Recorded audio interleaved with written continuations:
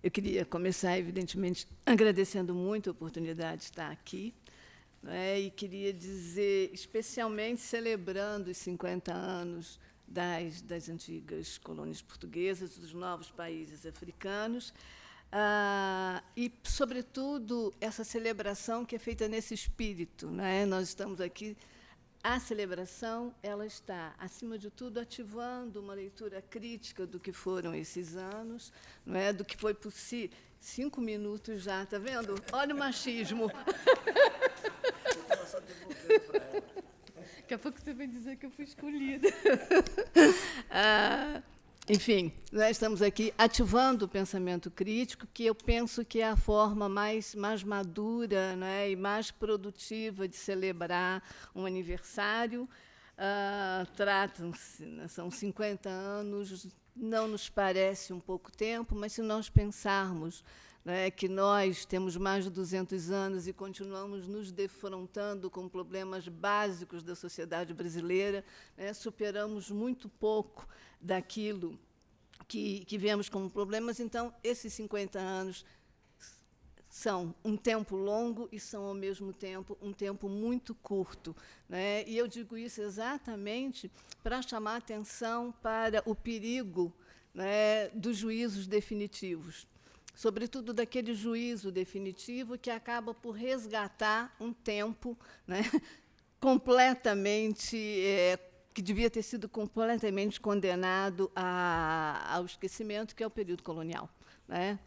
Dizer, resgatar qualquer coisa do período colonial me parece que é a forma mais covarde e mais absurda de pensar nos continentes africanos. E eu digo isso não como um perigo imaginário, como alguma coisa que nasce da minha cabeça, né, mas é efetivamente um perigo que eu encontro nas visitas que faço aos países africanos, nas visitas que faço a Portugal e na convivência com o Brasil. Quer dizer, nós também exercitamos, muitas vezes, uma recuperação de uma postura colonial que vale para alguns espaços brasileiros, mas vale também para essa relação que nós temos construído com os países africanos, que é uma relação que está longe ainda de encontrar um caminho mais produtivo, embora já tenhamos avançado tanto, né? A minha área é uma área, né, que eu costumo dizer da perfumaria, né? Eu trabalho com literaturas, e as literaturas, em geral, elas são colocadas num espaço, né, um pouco mágico, né, um pouco fora da realidade.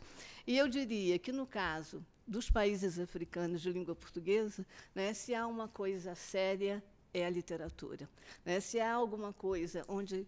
Quer dizer, alguma coisa que nos ajuda a pensar essas realidades, nós continuamos a dever muito aos escritores. Não é porque eles sejam escritores excepcionais, eu não diria isso, não é? Mas é porque exatamente a literatura é uma atividade que sai até da ilusão do controle absoluto, né? Nenhuma atividade garante, nenhuma atividade decorre do exercício de um poder absoluto. Né? Mas, se a gente ouve falar o sociólogo, né, há uma pretensão de compreensão do real. Né? Se ouvimos falar os economistas, então, socorro. Né? Está tudo ali explicado. Na verdade, o mercado isso, o mercado aquilo. Né? É possível prever, não é, quem é que vai comer, quem é que não vai comer, e não tem muita importância se eu como caviar e o outro não come. Quer dizer, enfim, há várias atividades que conferem a ilusão do controle, né? E a literatura nega isso. Então, quando ela nega, quando o sujeito que escreve sabe que ele não tem controle sobre a realidade, que aquele exercício que ele faz é um exercício que comporta, né, um trabalho com o imaginário, um trabalho com a imaginação, eu acho que isso confere, né, um estatuto muito interessante para a literatura. E tenho pena, né, que a literatura não seja tão ouvida. Não é ouvir os escritores apenas, né? Os escritores falam muita bobagem, né? Mas o texto que eles escrevem, não. Né?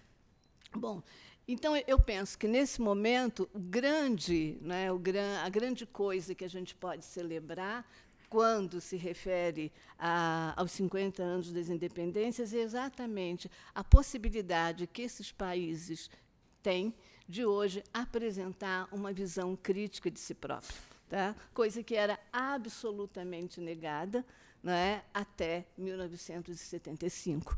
Então, você poder refletir sobre o que você foi, né, sobre os erros que você cometeu, sobre os crimes que foram cometidos em seu nome. Quer dizer, isso dá a essa data, né, um estatuto muito especial. Eu tinha combinado, né, que, levando em conta que o Zé Luiz nasceu em Moçambique, levando em conta que o Belucci conheceu a República Popular de Moçambique, né, quem tem razão para estar deprimida que sou eu, né, que cheguei depois, já cheguei no tempo do Chissano, né, já cheguei com a Frelimo completamente desvirtuada. Então, em função da prevalência das suas experiências, que eu ia levantar pontos para que eles respondessem. Certo? Não sei se vou fazer isso, tá? Acho que algumas coisas aqui eu posso trazer pensando exatamente no depoimento, né, na reflexão que ambos trouxeram. Eu acho que uma coisa que foi importante na fala do Zé Luiz foi a consciência de que o conceito de inimigo que foi construído atuou negativamente na condução dessa sociedade. Não é? A ideia de que o outro é sempre o inimigo e que o inimigo é sempre irrecuperável, né, ela talvez tenha sido um dado bastante negativo para a trajetória desses países. E eu digo isso, gente, com dor no coração, porque eu adoro cultivar um rancor, né? Eu seria uma das agentes desse pensamento na Frelimo e no MPLA, mas eu reconheço que não é um pensamento politicamente muito produtivo, certo? Eu não sou muito contra certas execuções, devo confessar, né? Mas percebo, né, que há um percurso no percurso desses partidos, há no percurso desses poderes, né, algo que é exatamente travado por essa concepção muito sectária do inimigo. Não é a concepção radical. Eu acho que o radicalismo faz muito bem a vida política, né? Mas o sectarismo faz mal. Então, quando eu ouço hoje um ex-ministro da Primeira República, né, assumir isso, eu penso que há o que recuperar desse passado que foi tão problemático. E penso, sobretudo, na dimensão revolucionária que se perdeu, né? Hoje, o grande perigo para mim é que tanto a Frelimo quanto o MPLA são lidos de forma, como é que eu vou dizer? Me ajudem. Né? Quer dizer, são lidos de forma mais do que parcial, quer dizer, são lidos como se fosse um recorte do presente. Né? Quer dizer, o problema, na minha opinião, é que tanto a Frelimo quanto o MPLA perderam o vigor revolucionário. Né? Esse vigor revolucionário, que pode ter levado à prática de muitos erros, era o que havia de positivo, não é, na proposta de independência, e isso se perdeu. Então, na realidade, não foi a opção pelo socialismo que levou, por exemplo, à prática autoritária. Né? Se nós fazemos uma leitura do que era a sociedade tradicional africana, né, do que é a sociedade tradicional africana, que comporta, sem dúvida alguma, um pensamento bastante hierárquico, né? E, para nós, hierarquia e autoritarismo estão ali passo a passo. Né? Quer dizer, esse pensamento tremendamente hierárquico, essa formação da sociedade tradicional, que depois foi temperada, não é? Foi temperado pela sociedade colonial, não é? E que é complementada pela sociedade militarista que faz a independência. Tanto em Angola quanto... Eu não devia estar falando em Angola, mas paixão é paixão. Né? Não consigo controlar. Vou me limitar ao terreno que me deram, né? Quer dizer, eu penso que essa dimensão militar que qualquer guerra de guerrilha traz, né, ela é responsável pelo pensamento autoritário que, de certa forma, impediu, né, digamos assim, uma dimensão mais reflexiva, uma dimensão, eu não gosto da palavra, mas vá lá, né, mais democrática dessas sociedades. Né? Eu não gosto da palavra democrática, não é que eu não gosto do exercício democrático, mas é pelos compromissos que ela vem assumindo. Né? E eu acho que, hoje, o noticiário nos dá vários exemplos. Né? Os Estados Unidos continuam sendo apresentados como uma sociedade democrática e tem o direito de prender um estudante, não é, pela sua vinculação com a causa palestina, mas continua democrático, certo? Quer dizer, e outros países, sei lá, não vou dar o exemplo aqui, senão vou me denunciar, né? Mas aliás, a própria sociedade de Israel, né, o Estado de Israel é apresentado como um Estado democrático, porque tem vários partidos, e daí? Não é? A gente sabe muito bem o que Israel representa desde 1947, não é de 7 de outubro para cá, é desde 47. Então, é por isso que eu implico com a palavra democrática. Né? Mas, de qualquer modo, eu acho que a composição de todas essas camadas, não é, levou a uma prática autoritária, né, uma prática pouco arejada em Moçambique, não vou falar de Angola, né, em Moçambique, que talvez tenha impedido o desvirtuamento que chega à sociedade moçambicana, chega exatamente com a contaminação, né, do poder pela questão de classe. Quer dizer, na realidade, acontece na Frelimo um movimento duplo. Os empresários aderem ao partido a partir de um determinado momento e os que eram, né, os representantes populares da Frelimo, os que tinham feito a independência, se tornam empresários. Né? Então, essa cumplicidade derruba o projeto popular. O defeito não estava no projeto popular. Não é? O defeito vem com a incapacidade de gerir esse projeto. Não é? E eu acho que... Ainda tem tempo? Tem.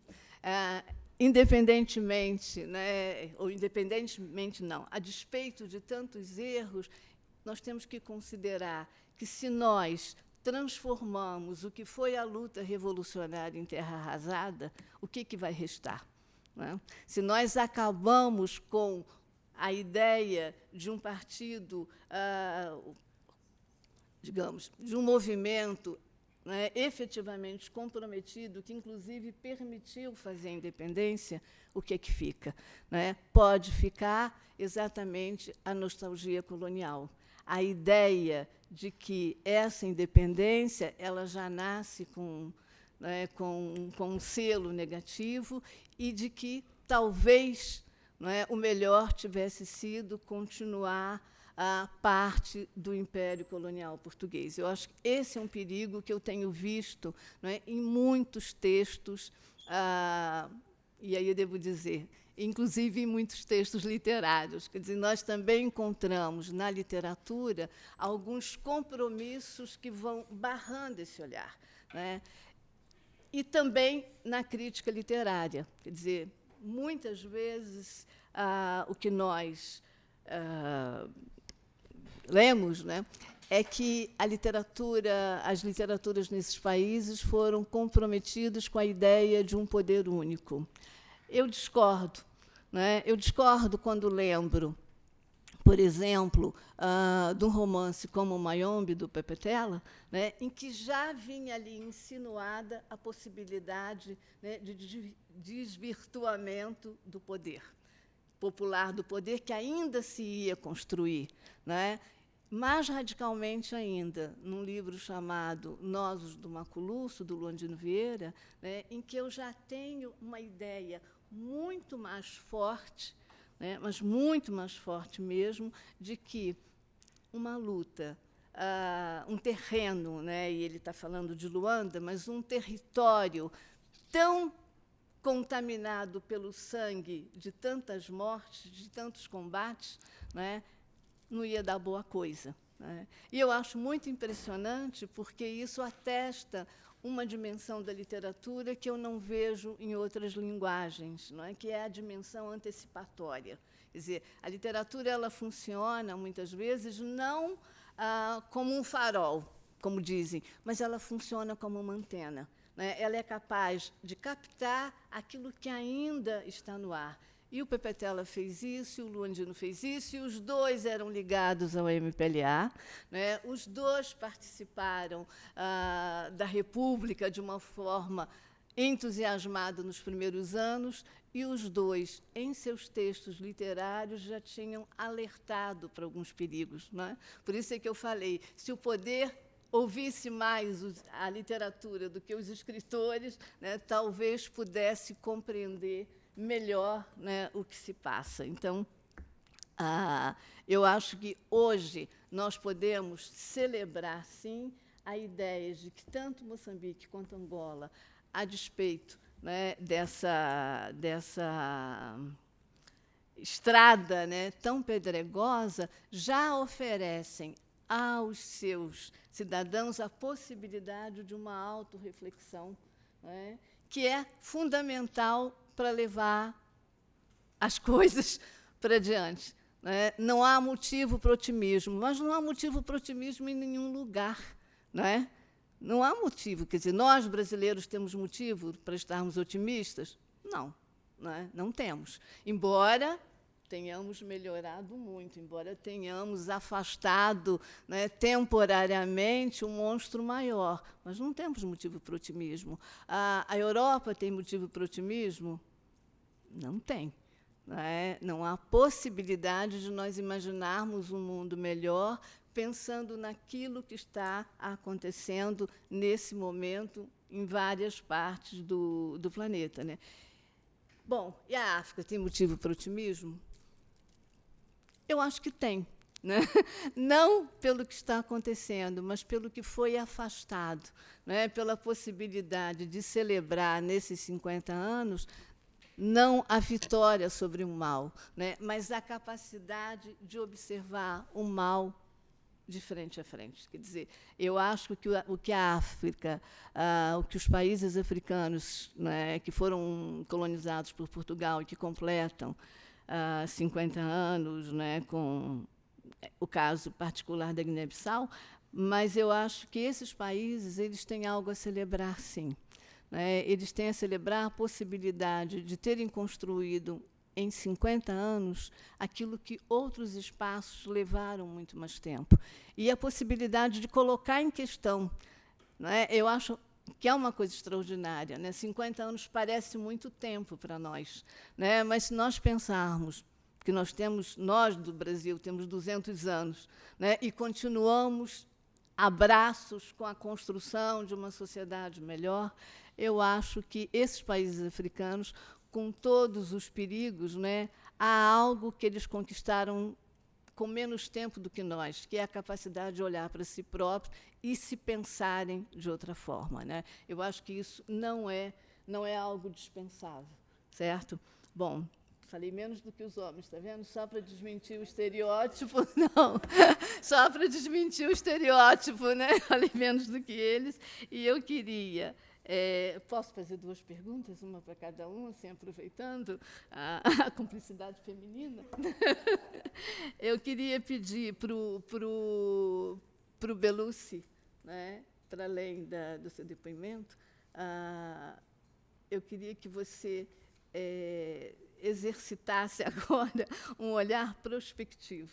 Como é que você vê esses países nos próximos 50 anos? Tá? Gente, eu fui paga para isso, certo? E eu queria perguntar para o Zé Luiz uma outra coisa que ele não falou. Eu queria perguntar para você também sobre a relação de Moçambique com a Europa nesse período. Tá? Quer dizer, eu acho que faltou um pouco Isso é porque eu sabia o que ele ia falar e ele enganou, né? Então, eu queria que você falasse um pouco sobre a possibilidade, quer dizer, de construção de uma nova relação com esses outros, com as antigas metrópoles, não é? E o que se pode esperar, sobretudo levando em conta essa leitura que você faz do 25 de abril. Obrigada.